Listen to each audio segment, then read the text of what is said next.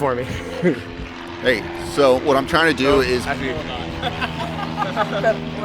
See how this is so hard to scale? Like, all right. Yeah.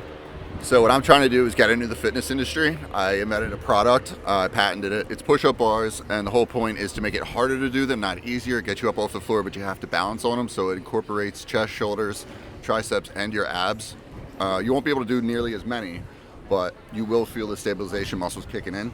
And once they get to be too easy, then you start putting your feet up on elevated surfaces. You start, adding in whatever you can to make it harder. That's... Yeah. Let me see the product. I don't believe you. So, this is a prototype. Oh, wow. Basically. Titanium? No, it's actually just aluminum, but I'm going to get them made out of plastic. That way it's a little more affordable, because most people don't want to pay what they actually cost to make. So when I get them made out of plastic, it'll drive the price down considerably. So what are these? They're aluminum push-up bars. Why do I need these over plastic ones? Well, I'm going to be making those out of plastic. We're going to be using a high-grade plastic. That way it doesn't just break on you. But the reason why you want those over like conventional push-up bars is normal push-up bars will have support posts on both sides. Those require no effort at all. Oh, you gotta get the mic up. Yeah, keep it kind of like this. Yeah, and if you want to grab the item and put it next to you. Oh, okay. I'll put it here. Oh.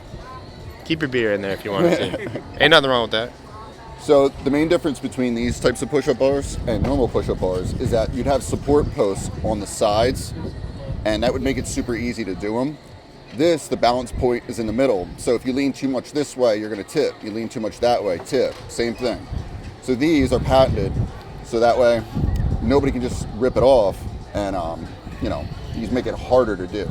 I've seen girls be able to do them, and I've seen powerlifters not, because it's all about your stability and how well you can control your own body weight. And I've been using them for a while, so I can almost do handstands on these things. But when I give them to people, even advanced lifters, they struggle. Some people, they pick them up and they're just fine. Like, why are they harder than regular push-ups? They're harder than regular push-ups. Why are they harder than regular push-ups? These are harder than regular push-ups, effectively because when you do push-ups on the ground, you're connected to the ground. So your stabilization is basically your hand. Whereas this, you have to balance on that.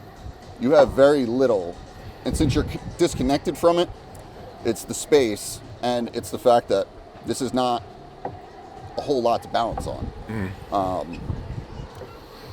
A good way to simulate this would be basically try to do push-ups like on a tuna can, and then try to do it on like a soup can.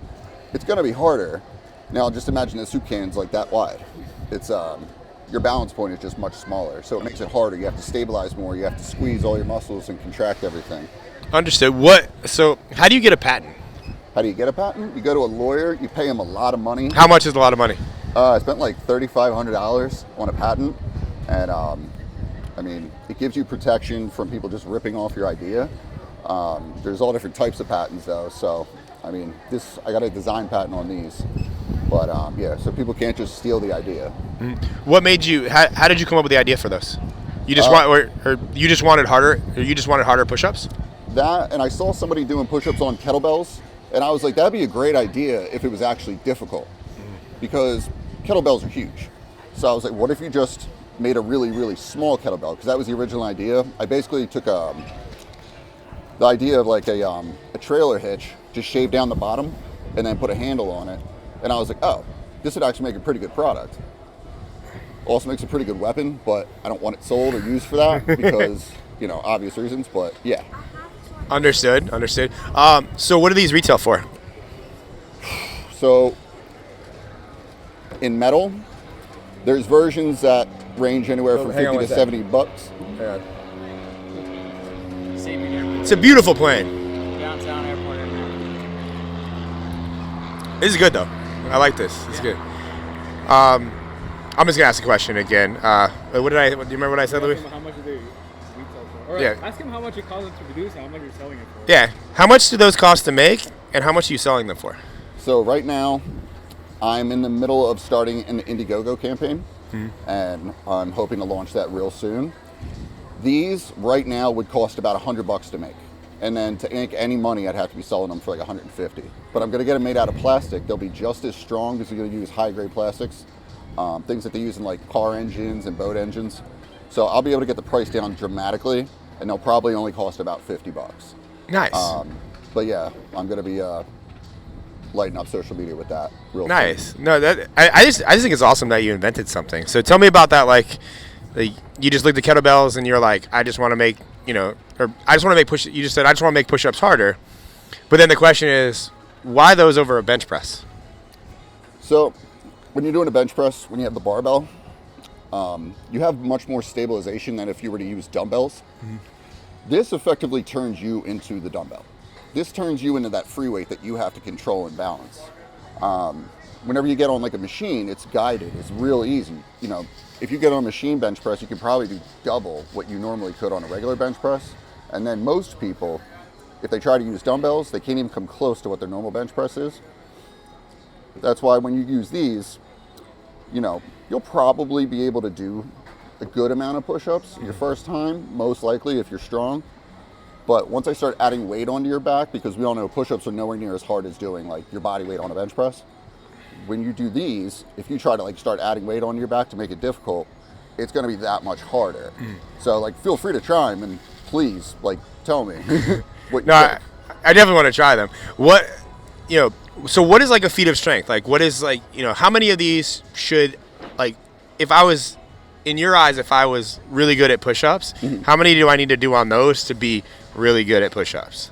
I kind of follow the same rule with like when I'm lifting weights, with everything. It's like if you can hit 15 reps of something, in my mind, it's time to go up in difficulty. Either add more weight or change the rep tempo, or you got to change something to make it harder. Because once you can hit 15 of a body weight exercise, or whether you're curling something or benching or squatting, if you can do 15 reps, to me, it's too easy. It's time to go up. That's just my general rule. So if I owned these and I had the patent and I wanted to sell a lot of these, here's how I would market it. I would go out to a place like this that's public. I would choose a number that's just hard enough for the people not to be able to do. In this case, let's say if you say 15 is good, maybe it's 25. And then I would offer people, I would just say, if you can do more than 25, I'll pay you $100. And I would walk around and I would be mindful, you're going to have to pay some people $100. Like, so it's marketing. It's set a budget for it. Don't go broke doing this, but go into any public area and be like, I bet you $100 you can't do 25 of these. And if you get it, here's your $100 bill. There's a guy on TikTok that does like the military challenge. He's got like a pull-up bar and a squat rack off the back of his van. You can do the same thing, but a lot less equipment with those. That would sell the shit out of these. And I mean, I do think you should get them in the plastic, because selling those for $150, although I don't think $50 is an overly large margin. Like, I think if you're going to sell metal, you should still sell the metal. You should probably sell them for $200 and maybe like engrave them with something, make them like super premium. Because there would be some obnoxious asshole like myself that would buy them just because they're expensive. Yeah. Let's leave it at that. Just ask him like how to. Yeah. Something like, how much money do you want to make for these?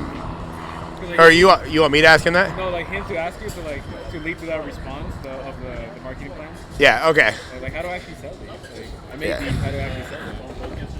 So yeah, I did all the legwork. What would you advise I do to actually sell them to the broad public? Because I want them to be for everybody. I want people that do yoga, so that means girls, guys that, are just trying to get better at, pressing movements, fighters, because they got to have the strong wrists. I'm basically trying to market these to everyone. Yeah. So if I were to sell those, I would definitely. Well, what's your cost on the plastic version? Plastic's going to be about $15. $15? Okay. I like the $49.99 area for the price. I think it's cool, but I don't think if you're just selling the push-up handles, I think that you're not going to be able to get that much, because for that you might be able to get like, let's say $29. I would probably just do a 50% thing, double it, and try to go for that if it was just the push-up handles. But you're a big dude, programming. You're going to have to throw in some different programs. You have a women's program, you got a men's program, you got a super strong program, you got a handstand program, you got all these programs. You could have, choose your program, it's $49. You get a program and the push-up handles. You can do the mega bundle, give them all the programs, Maybe that's $99. I don't know. You might have to test prices. You know, I might be wildly off. You might be able to get 49 for everything. You might, you know, only be able to get 29 for everything. But you'll have to do some experimenting. Maybe lose a little bit of money to figure this out. But to market it, it's easy. Like, they market themselves. Just go into a public area and challenge people to do this and say, if you do it, I'll pay you money. And I think $100 is fair. Like, $100 is cool. Like, if somebody stopped me and be like, if you can do 50 of these, I'll be like, all right, 50 cents a push-up. You know, that's worth my time to make $100. Cool. Let me bang that out or try. The point is, you wanted to make it challenging enough to where obviously majority of people will fail, and on the off chance somebody does it, then they get the money, and that's fine. But that's cheaper than any ad you're going to run. And by nature, those videos are going to have a high watch time because people want to see people fail. So they're going to want to watch people fail miserably at this. Got it. So it's going to crush. Got it. And you just do as many of those videos as you can. You just keep paying $100 until you get those to get 1 million views. You got your link in the bio. Once you get 10,000 followers, you got Instagram, you get bio immediately. And it's just a grind. I would just set a budget, you know, because, I mean, yeah, you could run Facebook ads. They're going to cost you. But generally speaking, Facebook ads, it's about $1,000 for, we'll say, a million impressions, you know. So, you know, you just got to find out your numbers. So if you spend, you know, 10 people, $100, how many people can you get footage from before you get those million view videos?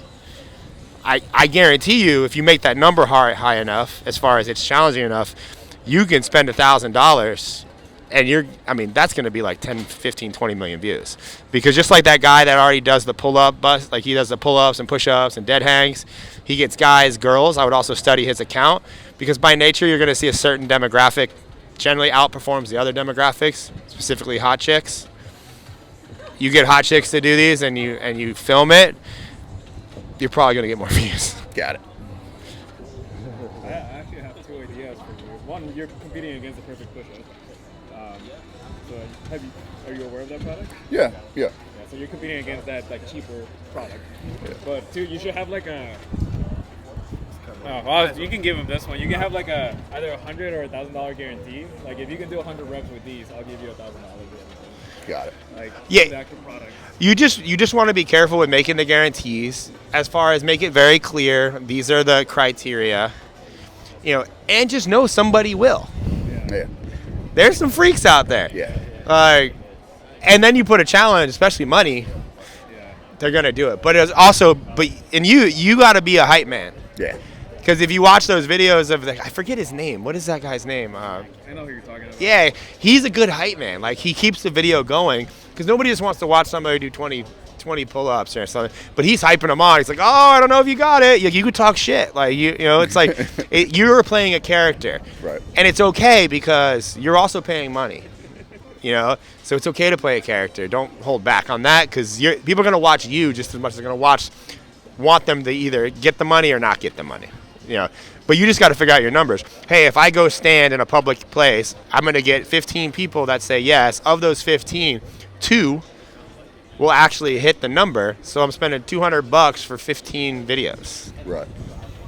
That's not a bad, Yeah. you know. Makes sense. That works. So I would do that. Tell them to tag their favorite influencer to challenge them to. Yeah. You know, Bradley Martin, like tag him. Like, Yeah. do it. Yeah. Tag your. Sorry for that thing. Goddamn plane. Tag your favorite influencer if you think they can do 100 of these. Yeah. You want them to do it too. Yeah. Yeah, dope. That was a good one. Go ahead and kill that one. Was that helpful? Yeah.